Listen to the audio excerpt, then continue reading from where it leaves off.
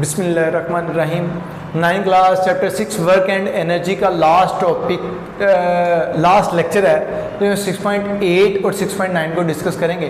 6.8 efficiency को point को अगर डिस्कस करना चाहें तो लास्ट जो हमारा टॉपिक था कि एनर्जी जब कन्वर्जन होती है तो कुछ हिस्सा उसका जो है वर्क के लिए यूटिलाइज होता है, कुछ हिस्सा जो है उसका वेस्ट में चले जाता है। तो उसी पॉइंट के रिलेशन को हम डिस्कस करना चाह रहे हैं कि कितना हिस्सा वेस्ट होता है और कितना हिस्सा वेस्ट नहीं होता। उसी रिलेशन को हम एफिशिएंसी का नाम भी दे सकें। तो अगर हम इसको डिफाइन करना चाहेंगे जी एफिशिएंसी क्या होता है, तो हम कहेंगे कि जी एफिशिएंसी किसी भी सिस्टम की हो सकती है। Efficiency is the system in which the ratio of required form of energy obtain from system as output. मतलब हम सिस्टम से जो एनर्जी ले रहे हैं आउटपुट की फॉर्म में, उसकी रेशियो लेनी है किसके साथ? टोटल एनर्जी जो कि हमें दी जा रही है इनपुट में। मतलब आउटपुट एनर्जी और इनपुट एनर्जी का जो रिलेशन है इसको हम एफिशिएंसी का भी नाम देते हैं। मतलब कि हमने कितनी एनर्जी इनपुट में दी है और रिजल्ट में हमें कितनी आउटपुट में मिली है, इसी की जो रेशियो है इसको हमने एफिशिएंसी का नाम दिया।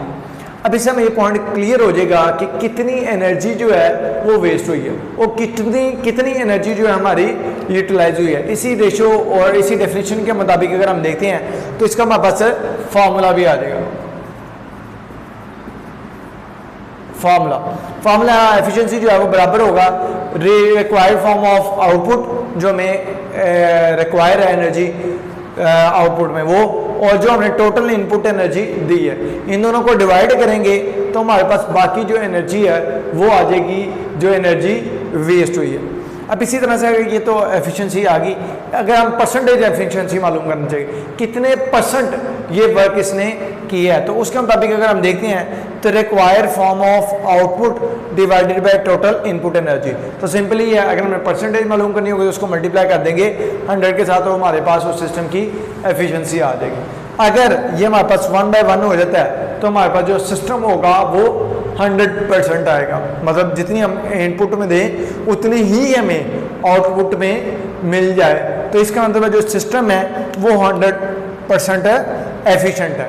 लेकिन 100% एफिशिएंट जो है सिर्फ और सिर्फ आइडियल सिस्टम के अंदर है, मतलब कि हमारे ख्यालों में, हकीकत में ऐसा नहीं है। साइंटिस्ट बनाने के लिए, साइंटिस्ट जो है इस चीज़ को बनाने के लिए कोशिश कर रहे हैं, लेकिन एक्चुअली ऐसा पॉसिबल नहीं है कि अगर हम अपने तौर पे देखें कि अगर हम क्या कहते हैं फूड लेते हैं एनर्जी गेन करने के लिए और रिजल्ट में हम वर्क करते हैं तो कुछ हिस्सा जो है हमारा एनर्जी का वो वेस्ट हो जाता है हीट की फॉर्म में और डिफरेंट फॉर्म्स में जो एनर्जी है वो वेस्ट होती है। इसी तरह जब हम अप्लाइंसेस को यूज़ करते हैं, मशीनरीज वगैरह को या किसी भी चीज़ को यूज़ करते हैं, इनपुट एनर्जीज को देती हैं और जब वो आउटपुट देती है तो वो आउटपुट जो होती है वो हमेशा इनपुट एनर्जी से कम होती है। इसका मतलब है कि 100% सिस्टम जो है वो पॉसिबल नहीं आ रहा, कहीं ना कहीं एनर्जी जो है वो किसी ना किसी टर्म में वेस्ट होगी, जिसका थोड़ा सा हिस्सा जो है हमने लास्ट पॉइंट में बताया था। अब हमारे पास आता है वर्क एनर्जी का जो लास्ट पॉइंट है, वर्क क्या है। तो वर्क की अगर डेफिनेशन करते हैं तो वर्क के मुताबिक the rate of doing work, कि एक सिस्टम कितना काम कर रहा है उसको टाइम के अकॉर्डिंग देखना। मिसाल के तौर पर यहाँ पे कहा जाता है जी बेटा ये 10 चेयर्स ना ये दूसरे रूम में इधर से रख दो, एक बच्चे ने भी रख दी, दूसरे बच्चे ने भी रख दी। एक बच्चे ने यहाँ से वहाँ पे 10 चेयर जो है 5 मिनट में रखी, एक बच्चे ने जो है वो 2 मिनट में रखी। तो अब दोनों ने काम सेम किया है, लेकिन एक ने 2 मिनट लगाए हैं, एक ने 5 मिनट लगाए हैं। अब जो टाइम के अकॉर्डिंग वर्किंग होगी उसको हम पावर का नाम देंगे।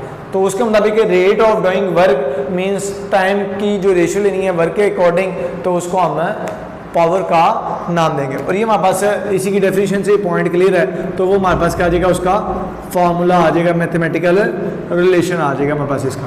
तो P = W/T। अब जो वर्क है ये हमारे पास एक स्केलर क्वांटिटी है, स्केलर है, और अगर हम इसका यूनिट देखते हैं तो इसका जो यूनिट आ जाएगा वो क्या आ जाएगा, वॉट आ जाएगा। अच्छा, वॉट अगर देखें तो यहाँ से अगर हम इसको यूनिट को देखें वॉट को, जो कि बराबर होगा किसके, वर्क का यूनिट होता है जी जॉल और टाइम का होता है सेकेंड, तो हमारे पास जॉल पर सेकेंड। तो मतलब है कि एक जो वॉट है वो बराबर होगा जॉल पर सेकेंड के। इसी तरह से अगर हम वॉट की डेफिनेशन करते हैं, अगर वाट की हम डेफिनेशन करना चाहेंगे जो कि इसी के अकॉर्डिंग मतलब इस रिलेशन और इस रिलेशन को डिस्कस करें, वो कह रहा है हमारे पास जो पावर होगी वो 1 वाट होगी। पावर 1 वाट होगी कब? जब ये वर्क करे किस हिसाब से? 1 जॉल पर सेकंड के हिसाब से। 1 जॉल काम करे 1 सेकंड के अंदर, 1 जॉल काम करे 1 सेकंड के अंदर, तब जो पावर होगी वो क्या होगी?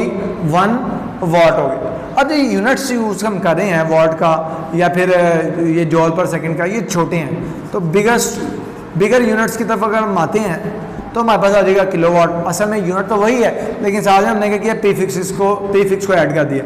1000 की वैल्यू है 10 की पावर 3 की टर्म में भी लिख सकते हैं। मिलियन है, इसकी जो हमारे पास आ जाती है 1000 ये हमारे पास आ जाएगी 1000 ऑफ 1000 मीन्स हमारे पास ये मिलियन का वर्ड भी यूज़ कर लेते हैं। इसके लिए हम कह सकते हैं 10 लाख, तो 10 लाख जो वाट है वो भी आ जाएगा, जिसको 10 की पावर 6 वाट भी कह सकते हैं। अब ये 1 वाट पावर जो है कुछ कंट्रीज़ में इसको भी हम यूज़ कर रहे होते हैं, तो उसके मुताबिक जिसकी वैल्यू क्या हमारे पास ऐसा यूनिट में 746 वाट है, तो 746 वाट भी हम इसको यूज़ कर लेते हैं। जो पावर हम शिफ्ट कर रहे हैं इसके मुताबिक ये पॉइंट आ जाता है।